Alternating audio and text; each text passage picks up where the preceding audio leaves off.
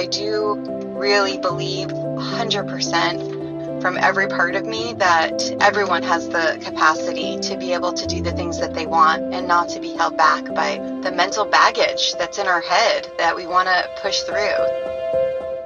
Welcome to the Do the Thing podcast. In each episode, we get down and personal with people who go after the things they want to make all their wildest dreams come true.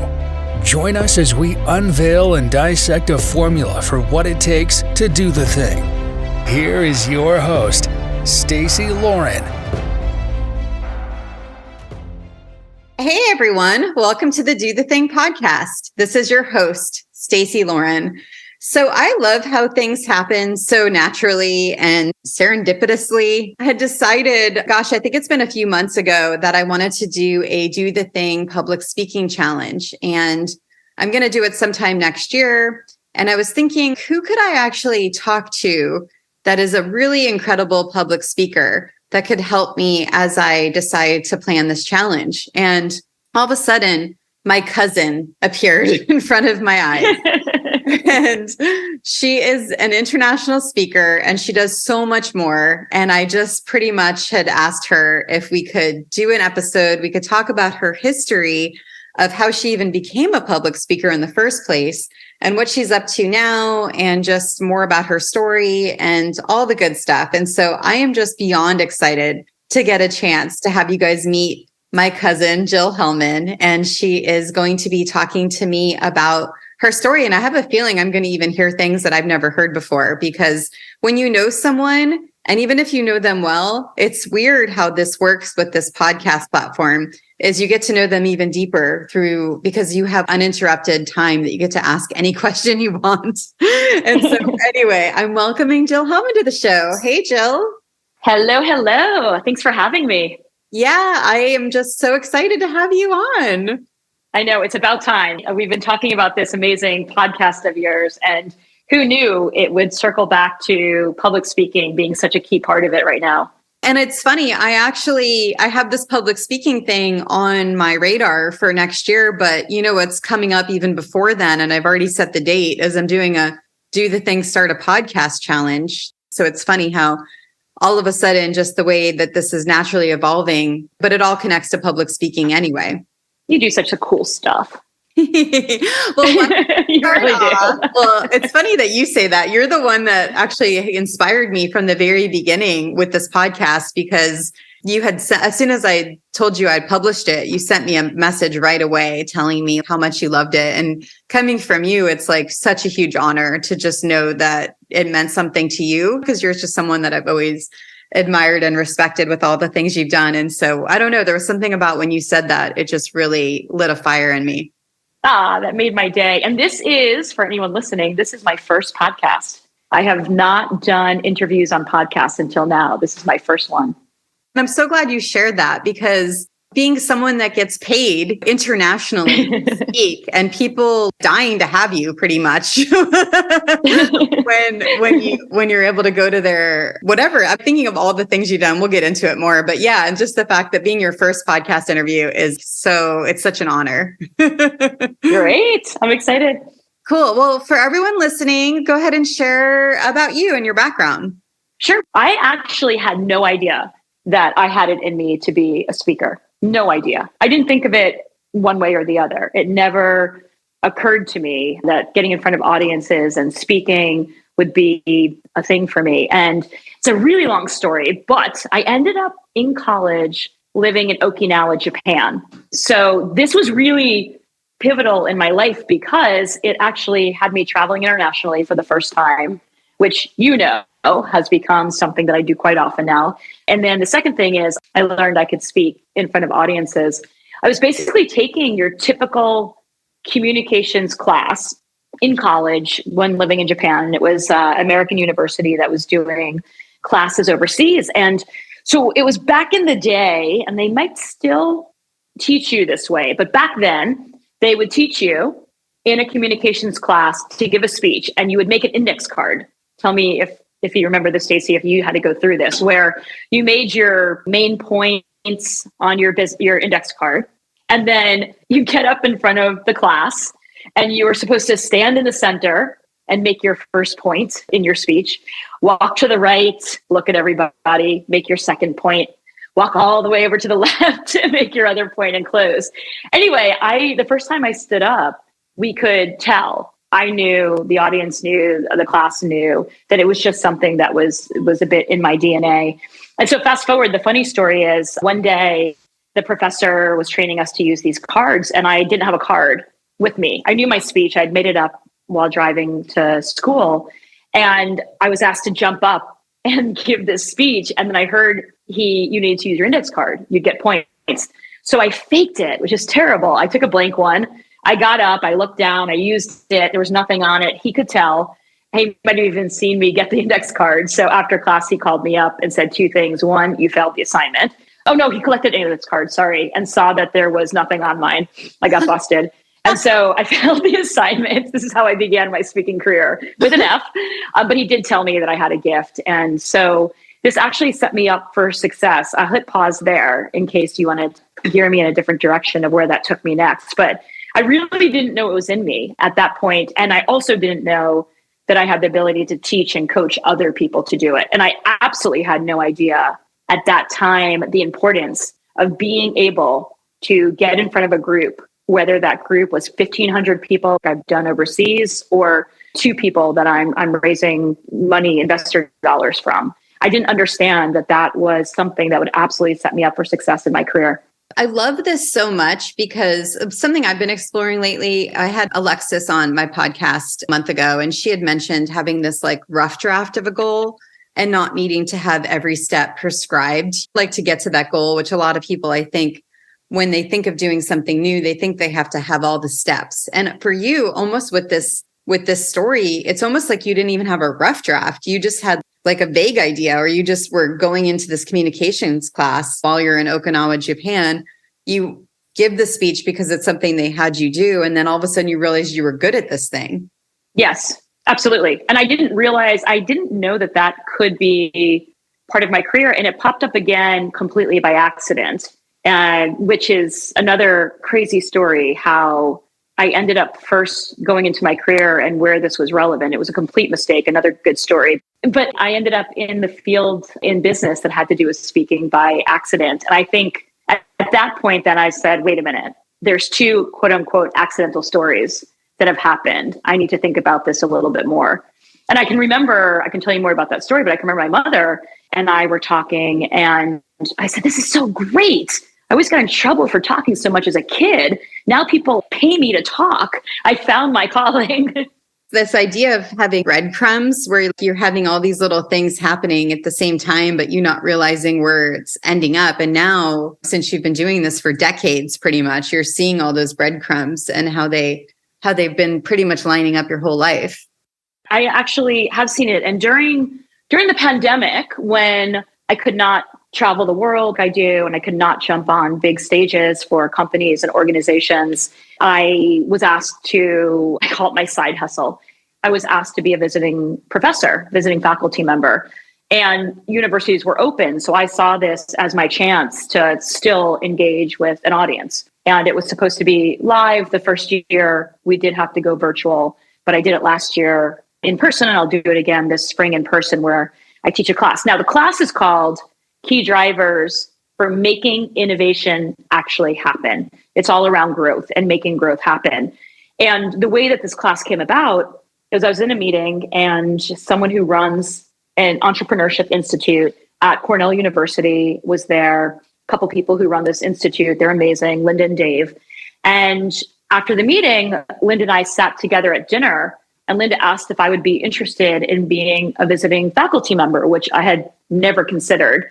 And so then the pandemic was coming, was gearing up. And I said yes, again, to keep that interaction with audiences going. And the university was open, where Europe actually was not open for me. A good portion of Europe, we couldn't get in, which is where I do a lot of my speaking. So I ended up asking her what she wanted me to teach. And they talked about innovation and say that she was really wanted me to teach students what it is that I do, what I have done that can set them up for even more success in making innovation actually happen. So I picked 4 key drivers, and they're all very different from each other. But one of those key drivers, Stacey, is the ability to enroll others in your innovation, because you might have the best growth strategy in the world. You might have the best execution plan. You might have the best product service. But if you can't enroll anyone to move forward with you, you're probably not going to make innovation actually happen, right? Business doesn't get done unless humans do it. So the ability to enroll and inspire other humans to move forward is so incredibly important. I don't think a lot of people understand that when I talk about public speaking and why I want to do that challenge. And they just think, oh, I don't want to be a public speaker. But it's so much more than that. It's what you just said, the ability to enroll others and inspire them into innovation or into something you're wanting them to do. Or let's say some examples I've given, and you'll have a million more. Your kid has autism and you need to speak to a board of the school to be able to help them have the right care. Or your friend has cancer and you need to talk to the hospital to make sure she's getting care. You're trying to inspire people at your company. You want a job or your promotion or whatever it is. And I'd love to have you kind of expand on that, because there's so many opportunities for people to be able to use this skill.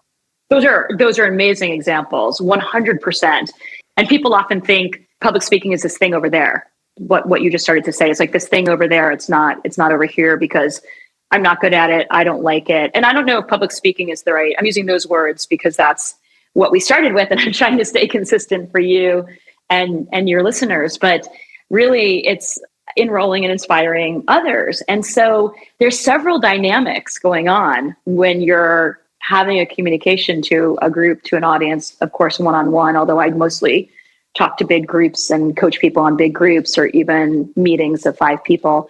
And there's several factors, right? There's the words you're using. There's the style in which you're using them. There's potential nerves and anxiety going on. The other factor that's huge is people are different. So if I have a room of 5 other people, or I was just down in Miami with one of my really large multinational corporations and I had 25 people in the room, they're different communication. Some of them are perk up when they hear a number. Some need a story. Some need a graphic. And I don't know going in who's showing up that day. Now, if I know them well, I might know, hey, every time I talk to Bob needs that number. Give him a metric, give him a statistic. Without it, he's going to have a hard time to enroll him.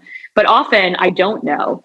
And similar case is people are often, there's research that shows people when they make big behavior changes or are incredibly enrolled in doing something, it's because they're moving towards something they really want. You're moving towards something you really, really, really want. Or you're making a big shift being enrolled in something because you're moving away from something you really, really, really don't want. And so as a speaker, as the person delivering the message, or as I often say, if you're front of room, because front of room might be you're leading a conference call, you're sitting at the end of a conference room table, or you're standing up in front of a board or a group of teachers as a parent, you're front of room. So as someone who's in the front of room, you have to take those into account. That there's actually a matrix, that tool that I've created that helps you take your messages and come up with a metric for it, a story for it, a graphic for it, so that you can vary your delivery because your audience receiving it is different. And also make sure you're covering moving towards things and away from things. And then the other part that I find a lot is nerves. So people who are nervous. So another part that I hear often, mostly, it just happened last week. I told you I was in Miami with a client. I did a session for 90 minutes. And then I ended up at a reception and then dinner with the attendees. And these attendees all work for a big corporation. And one of the men walked over and was talking to me. And at the end, he said something that's a similar story that I often hear, which is, I'm not good speaking in front of groups. I wasn't teaching them how to speak in front of groups. I was actually leading them on an exercise for their growth strategy, looking into the future, and then stepping back so they can figure out what to do now based on that future. So it wasn't about speaking, but he was commenting on me in front of the group for 90 minutes. And he said, I could never do that. I'm really nervous. And so within 8 minutes, I gave him 2 techniques that he could use that could set him up for even more success when he's speaking. Okay, I've got to hear what they are. So the first one's going to sound very simple, but it's don't try to be not nervous. So my goal in working with clients, when I do this, very small part of my portfolio, but when I do work with clients on coaching them, I should mention it's a part that I am actually growing. I have a call tomorrow about doing this for investors and coaching them. But when I work with them, I'm not a psychologist. I think a psychologist can get to the root and also how that person deals with fear or anxiety or elements like that. That's actually not my training. So if I can make them feel better and less anxious, great. But that's not my goal. My goal is, and this is one tactic, don't try to not be nervous, because oftentimes when you say, I'm not nervous, you're more nervous. Instead, do it anyway, right? Because we know that one thing that helps you is exposure. So if you're nervous to speak on a stage in front of a group, give a presentation, however we want to define it, then if you do it more often, the science, I believe, shows that that's considered exposure therapy. So we have to get you doing it. So I don't try to get you unnervous, not nervous. Instead, I have people do it anyway and do certain things that won't show that they're nervous. So for example, don't hold a sheet of paper that's 8.5 by 11 because it's thin and flimsy. So if you're shaking, your sheet of paper will shake. If you need a piece of paper, fold it so it's tougher. So, it's thicker, whether you use cardboard or you fold your one sheet and just keep flipping it over and opening it. Because if you're nervous and shaking, people won't hear that flipping back and forth like an 8.5 by 11 sheet of paper. Or if you're sitting on a panel, I'll be leading a panel, a really cool one in New York for hospitality design. We're looking into the future. I'll be doing that on Sunday in New York. So if I had someone who's uncomfortable in a panel, we just focus on the way that they're sitting and how they're holding their hands. Because if I can get them to not mess with their hands and also not grip the couch in a way that people will see them, but relax them over the edges and just practice that, then they won't show that they're nervous, which then makes them feel better. The second one that I teach people is actually the most important, in my opinion. And I still use it to this day. I think I just do it naturally. One of the problems with speaking that gives you that trembling, at least what I find from people when they tell me about it, is when you first stand up, when you first get in front of the group, or when the attention's first on you, even if you're sitting down in a conference. So, or if all of a sudden it goes to you on a conference call. Because you could think about this. Let's say that you're at an audience, you're going to speak to a group and you're speaking to 100 people. Although again, this is relevant to 25, this is relevant to 5. What's typically happening is you're sitting in a chair facing forward, right? And somebody else is talking. They're the person before you, or even the person introducing you. So if you're in the front row waiting to be called up, then you're looking at the person and the person's addressing everyone. If you're a few rows back, all you see are the back of heads of people. But then when you're called up, you have to stand up, you have to walk to the front, and you have to turn around and whoa, now all of a sudden you have all of these people staring at you. And that is so overwhelming to go from you're passive to now everyone's staring at you. And so what I train people to do in this scenario, and I think I still do it naturally, is before you go on, you try to scan as many faces as possible. Have you heard this before? No, this is great. Oh, it's amazing. So if you were speaking, let's say you're speaking to 25 people. I know I said 100 earlier, and you need to speak and you're a little nervous about it. My recommendation would be to stand off stage where you can lean against the wall, where you'll often see me before going on stage, because again, I just do this naturally. And while someone else is speaking, you're looking at the audience in the view in which you'll see them when you take the stage. If you can't get up and stand against the wall, not everybody will allow you to do that. Let's say that you're seated. While seated and someone else is talking, you might even be in a U-shaped situation. You can look at all of the faces from your seat. Try to desensitize yourself as much as possible so that when the attention shifts to you, at least you're used to looking at everybody's faces. I like the word desensitizing yourself to it. And so you're pretty much your top 2 pieces of advice when you're coaching someone to help them through speaking. I know there's 5 million other things that you do with them, but just to get the simple version, it's really just number 1, doing it anyway, getting that exposure therapy of doing something over and over again until you feel comfortable. And then number two, standing off the stage, also not holding your hands and learning that. And then number two, it's standing off the stage and scanning the faces before you're going up. Absolutely. And you can imagine that second one. I do want to add one more. I can't not. Now that I heard you say that back to me. But also, if you're sitting in a conference room, it's not your turn to talk. You're looking at all of the faces that are looking at you. And if you're on a call right now, if somebody had to speak where we wouldn't even see their face, but we would hear them, I would even desensitize to them just laughing. Like, get your voice out there before it's time for you to get your voice out there. Or when everyone starts saying hello, make sure you say hello so that you're desensitized to that. Let me add one more, because I also think it's just one of the keys that sets you up for success in speaking. And it can help with nerves, but it also just sets you up for success. And it's actually one of the main things that I teach every time I do this, which is your opening. So I fundamentally believe, and I have not done academic research, just my own anecdotal research, that when you nail your opening, your first few lines, your first few minutes, that the rest of your session is going to go far better. You're setting yourself up for even more success. So for when you open, whether it's on stage or in these other environments, if you just nail your first 3 lines or your first 5 minutes, there's a couple things that happen.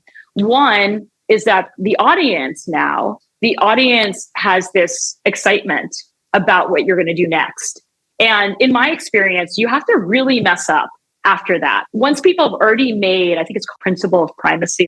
Basically, when you do that, your audience is really anchored in you. This is going to be cool. You know your stuff. You're a good speaker. I have confidence in you. Whatever those kinds of feelings and emotions are that you've just had your audience feel, you have to you have to pretty much mess up after that for it to drop back down. Alternatively, if you don't start strong, I believe it's harder to ramp people up if there's a cracky start. So that's one thing that happens is people's confidence in you immediately goes up. They're excited. And I think it's pretty hard after that to bring it down. The second is you feel good, which is why I'm adding it here around nerves, because when you nail your first few minutes or your first 5 minutes and you nail it, you have this confidence that you just did it. And so when I'm working with people, I don't say rehearse everything. Let's say you're giving a 30-minute presentation. I wouldn't have you rehearse the 30 minutes over and over and over and over. Now, if you're doing something, which I've done some of these where I'm speaking and it's connected to something very serious, very political, or sometimes on stage, I need to be done in 26 minutes. And so I need to make sure I'm at 26 minutes. I'll practice all 26 minutes over and over just to make sure I have my timing right, because we will naturally add words in or take them out. And if you're doing something maybe government related, you may not have the luxury of adding words in or out. You have to stick to your script. So barring that, I'll tell people to not practice the whole thing over and over, but always practice your opening. And by the way, this opening needs to be practiced 3 times before you actually get on stage. And it needs to be done 3 times that day. And there is a great story, which is I was helping a client who had gone through an RFP process, and they were shortlisted based on their document. And then everyone who was shortlisted had to come in to give a pitch, a presentation. And so they brought me in to do their presentation. It was their material, their information, their truth. And I was the communicator of that. And so we had worked on it before the night. It was the night of the presentation. I ran through it with them one last time. They were so excited. They were like next morning eager. And I did tell them, when I get here tomorrow, I have to do it 3 times before we go over and do the pitch. But I guess I didn't emphasize enough. I might not be good the first 2 times. That's why we do it 3 times. It's called a warm up. It's kind of like how your first mile in the morning, if you're a runner, at least for me, is like my worst mile, because you're still just waking up. You're still warming up.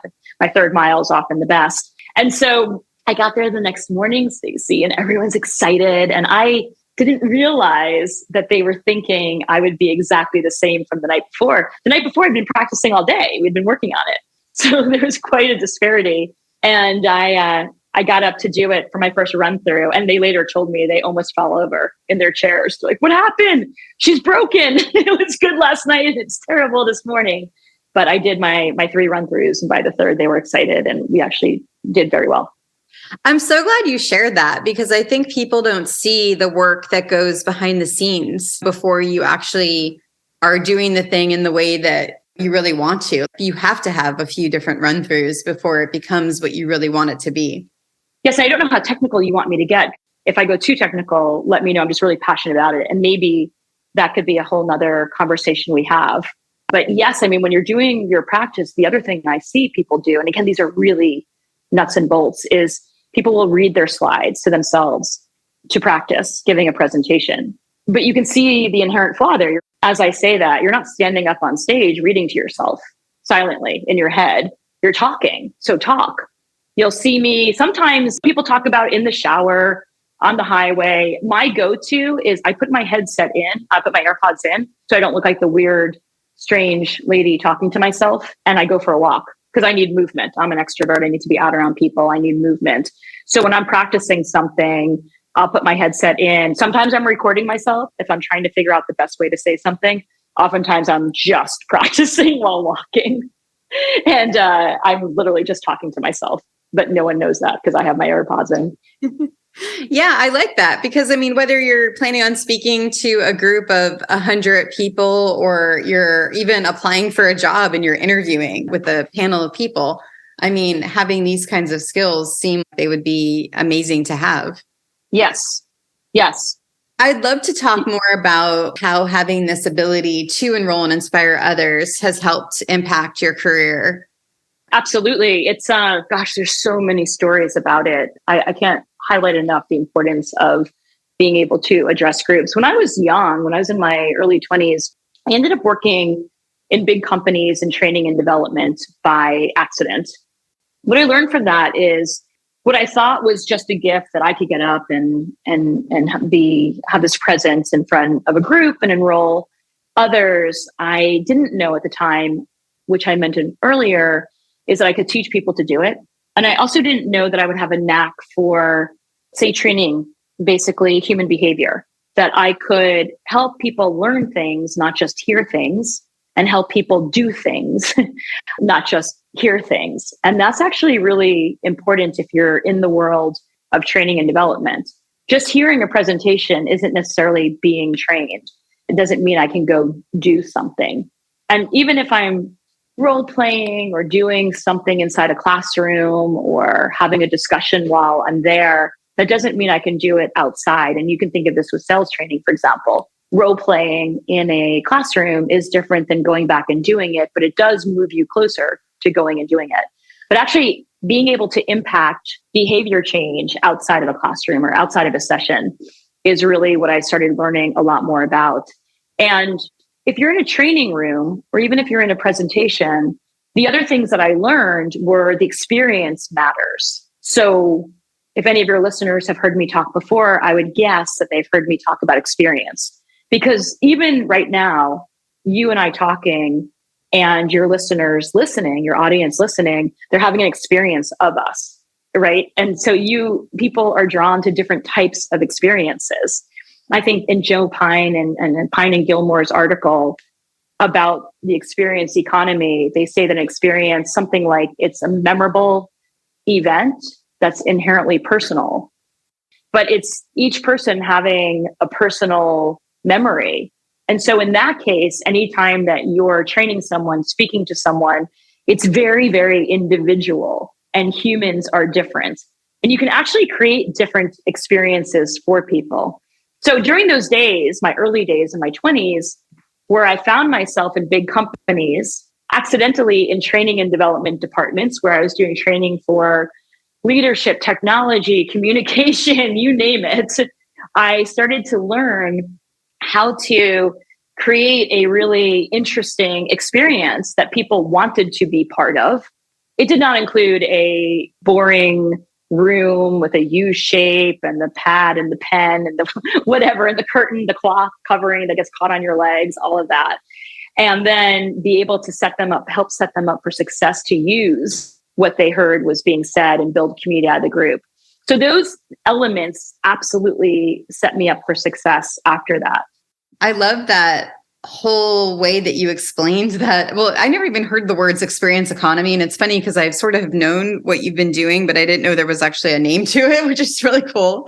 I was wondering you mentioned what creating an experience for people wasn't. What does it look like when you're actually doing that? Yes. And let me clarify.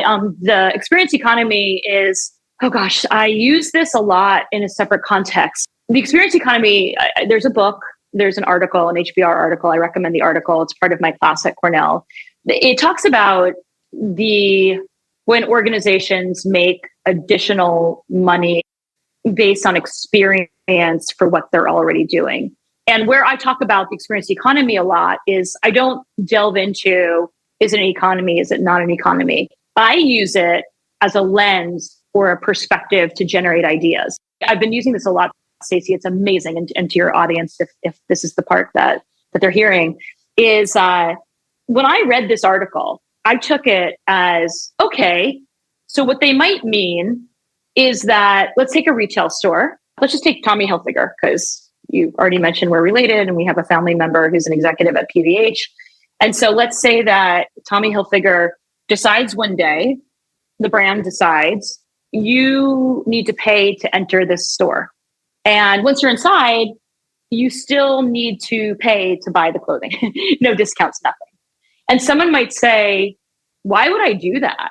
Why would I pay to enter and then still pay? It's the same thing you could say for a university. Well, maybe one day you have to pay to go on campus in addition to what you've already paid. Or my office building where I have an office that I'm looking at, you have to pay to get in the front doors, even though I'm paying rent, if someone's paying rent.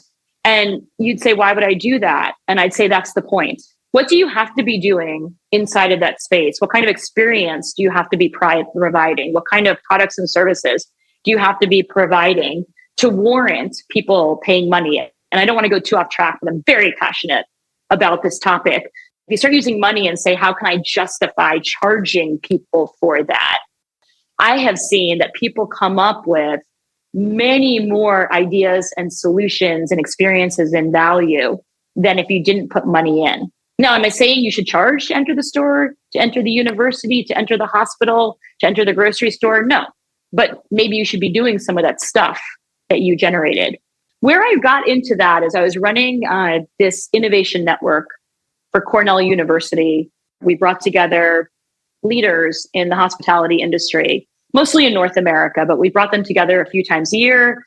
And I was thrilled to be one of the co-founders and then built and run it. I think you might remember I was in San Diego running one when I saw you out there. And this was all about experience. So I'd have anywhere from 40 to 80 people coming together. And there are several key elements around it that provide a great experience when you put humans together. One is that you try to put humans together who don't typically go together.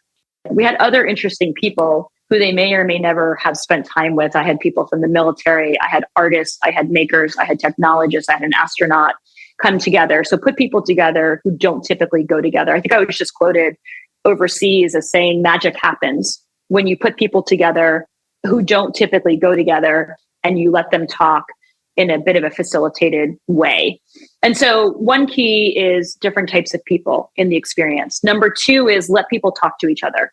So in any conference you go to, any training, any presentation, it's usually an audience sitting there watching the front of room, right? I'll be on stage in New York with some great people on Sunday, and there'll be an audience and they'll be watching us, right?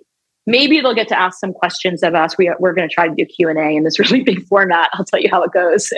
But even then, not everybody will get to talk to each other and engage on this content.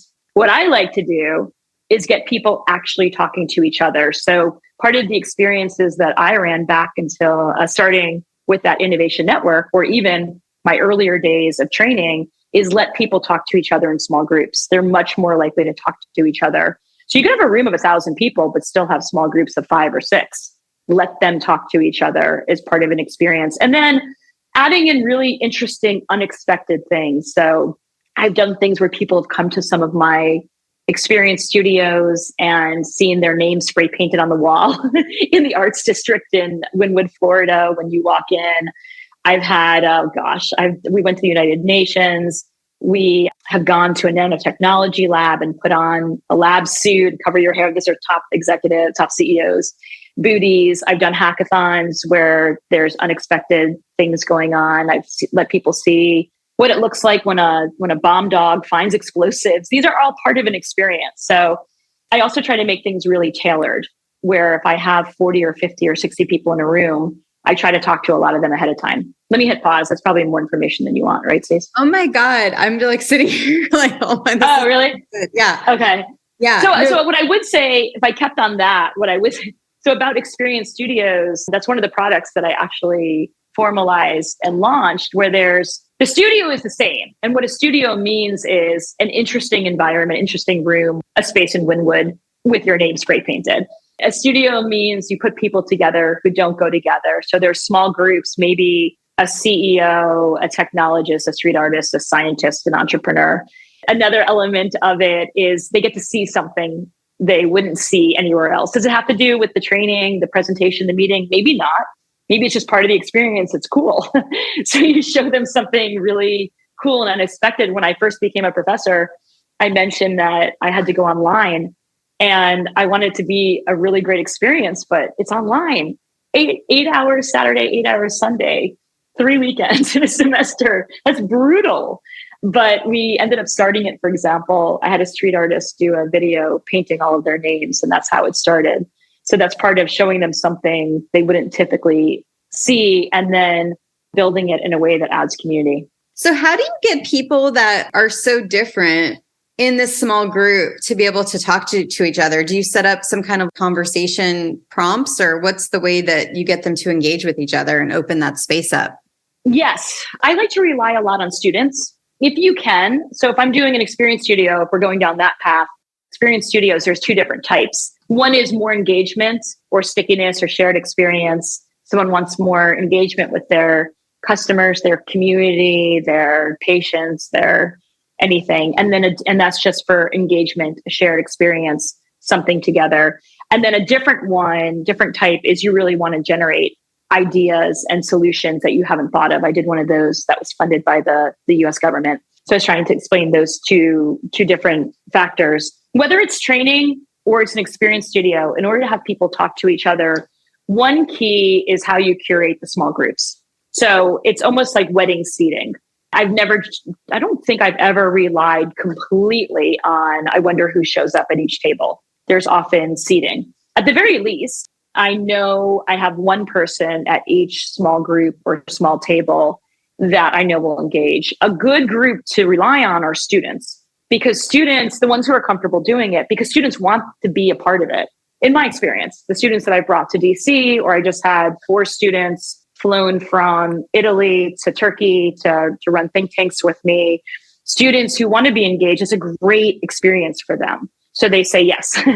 Number one. Number two, students can get into the material, the information ahead of time with me, with others, so that when it's time to talk, they're already ready to go, right? They've thought about what they want to say. They've thought about the topic. They've practiced with each other. This just happened 2 weeks ago in Turkey. So when it's time to go into groups, if everyone stares at each other, a student just starts.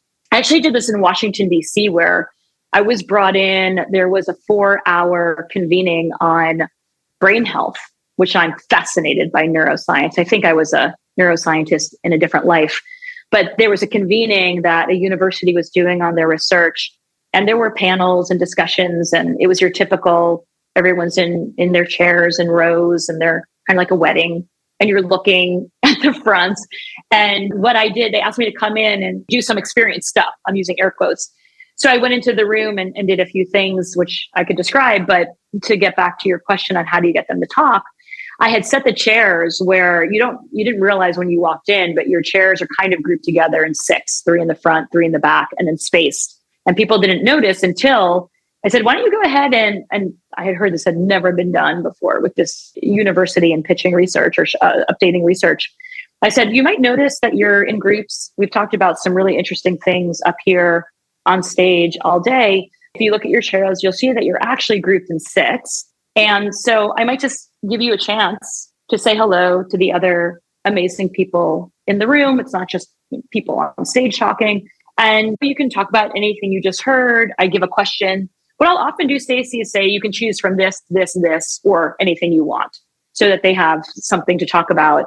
At the very least, I said, you have a student in your group and they're visiting Washington, D.C., working on a project. So you're always welcome to ask that student about their project. We weren't sure. Well, I was sure it would work, but my client wasn't sure it would work. People from Capitol Hill and the agencies and thought it might be strange. I said, I'll cut it off after each student says hello. No one will notice. I had to cut it off at about 12 minutes when we booked 5 because they were so excited to be able to talk to each other. It's amazing when you can get people that are different together to talk about stuff, and especially for the brainstorming side of it, because who knows what's going to come out of that when you're having so many different people give their viewpoints on the way they see things. Absolutely. I believe that is fundamentally one way to make innovation actually happen. One key driver is what I refer to as a perspectives mindset, because I often make the joke that I collect interesting humans. And what I mean by that is I don't have to know everything. I just have to know enough people. And there's an article that is called The Best Ideas Come From Outside Your Industry, which touches on this a little, that the different thinkers will show you these different perspectives. There's another article, though, that someone tagged me in on Twitter, a guy I worked with when he was in the Marine Corps. And it said something about the biggest predictor of career success has to do with how many different ecosystems you have. And so staying broad and having variation on what would be your ecosystem map. So one tool that I often give people is a mind map where you put yourself in the center and then you draw bubbles around you for your different elements, whether it's your friends, your family, your doctors, the people you see running errands, people you went to school with before. Who are the different people in your ecosystem, and then keep going out to see all of the different perspectives represented. And when you're working on anything, trying to generate an idea or a solution for anything, and not just the what of what to do, but often how to do it. If you go around your ecosystem and say, I'll call 5 people to ask for their insight or their perspectives, but you try to pick 5 people from different parts of your ecosystem, then you'll have many views. It's amazing to me how so pretty much when I'm just from this conversation, we've talked about you taking this communication class in Okinawa almost as a fluke, right? Realizing that you're good at public speaking, learning how to enroll and inspire others, then helping other people. And it expanded into innovation. You've been traveling internationally. You've created these experience studios. I haven't even touched on the Matrix yet, which I'm hoping we'll see if we can get it there. And you're basically this thought leader now for so many things. And it's amazing to me where it begins and then how it just keeps rippling into all these other things that you're expanding into. Yes, I love that you say that. That's been it's also my biggest challenge when people say, what do you do? So, yes. And then we haven't touched on, I hit already 3 of the key drivers. Remember I said that I put together what I've learned that I could teach students when I was asked. And I went to 4 key drivers. And without doing it on purpose, I hit 3 of them so far. One has to do with a perspectives mindset, collecting interesting humans, putting people together who don't typically go together, looking around your ecosystem map. The second one I hit was enrolling and inspiring others, and that there's a presentation matrix that I mentioned to you and that people are different. And then I also give tips and tricks. I don't like that word, but whatever they call it, tips and tricks, things that we talked about with looking at the audience and nailing your opening, make that your focus. I hit the experience economy a little bit. You can draw a journey map, any experience from start to finish, and you can find unexpected places to innovate or add value or solve problems, whether it's a person going to an airport, that's a straight line from start to finish, right? Buying a car, straight line, start to sure. Sometimes you go back to the beginning in some businesses. Someone's coming to your presentation, start to finish. You can actually map out the steps of the presentation and you can find areas in there to do something different. The fourth one, the only one I didn't touch on now that I'm thinking about it, I did not plan this. And this isn't always what I talk about. So it's quite a coincidence, actually. But the fourth one is going from concept to creation to value. So people often talk about what is innovation in my world. It's new value. It's not necessarily new things. And so it could be, it's a thing, but then it's doing the thing, which is what your podcast is called. And then actually getting to the value of doing the thing. Because even if you just did the thing, if there's no value, however you're defining value, then I don't know, maybe you still did the thing, but is it innovative in my world? Yeah. How do you get into the value? Yes, I think that's a really fascinating thing. Going from concept to creation is easier to explain, right? There's all kinds of great tools about how to get there, which one thing I'd say is most people look at the next step. Like, what do we do next? Which is not how I would recommend executing anything, which would be a fun conversation around do the thing.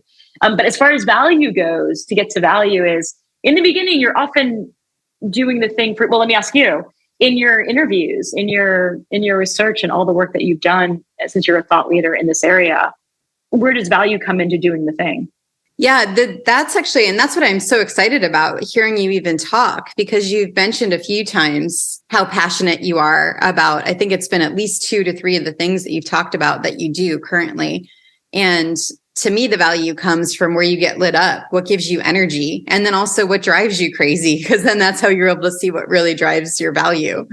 So, and that's been the biggest thing with this podcast that sort of came out, I think, by interview, 12, was I really wanted to make sure people understood to do the thing, but do it out of alignment for themselves and not because others want them to do that thing. Ooh, I love that. Well, in strategy, we often ask 3 questions. Where are we going? Or where am I going, I suppose, if you're looking at it that way. How do we get there? How do I get there? And number 3, what's my role? So where are we going? How do we get there? What's my role? I actually add to that and say, question 1 is, where are we going? By when and how much, right? What date is this thing happening by? And how much? How do you measure it? Number 2, how do we get there? Not every single step, but what are the major milestones between now and that date you put up there? What are the major things that will happen to get us there? Not every single step, but the major milestones, to be very clear on it's these 3 things, these 4 things, these 8 things by these timeframes. And all of that leads us on the path to number 1. And number 3, what's my role? And in organizations, I'll say, we ask that question, what's my role? Which really means what's everybody's role? And that's where I emphasize innovation doesn't happen. Growth doesn't often happen. No strategy happens unless people do it. So does everybody know their role, and is that clear? So if you take that to an individual and do the thing based on what you just said, where are we going, by when and how much? What's the thing, right? That's where you're going. By when? And then I guess the how much is like, how do you measure that you did it? So good. Well, for the listeners, please share where they can learn more about you. That's a great question. I keep a very low profile. Online. I'm just laughing because, as you know, I have media and things like that, but I haven't drawn it anywhere. Even the recent press person was asking where to put the clip of my name being said on CNN overseas, and I don't know. So as of today, there's a website with a landing page, Jill Hellman Live, so JILLHELLMAN live.com, where people can send me messages. I also have a LinkedIn, which I will start using. And in those 2 places, we'll announce what the new plan is for communication. Thanks for listening to the Do the Thing podcast. We hope you enjoyed the show, but even more, we hope you'll be inspired to do the thing. Do you have a burning question on doing the thing that you'd like answered? How about an inspiring do the thing story of your own that you'd like to share? We'd love to hear all about it. Just leave us a voice message at dothething.callcast.co or email us at hello@dothethingpodcast.com.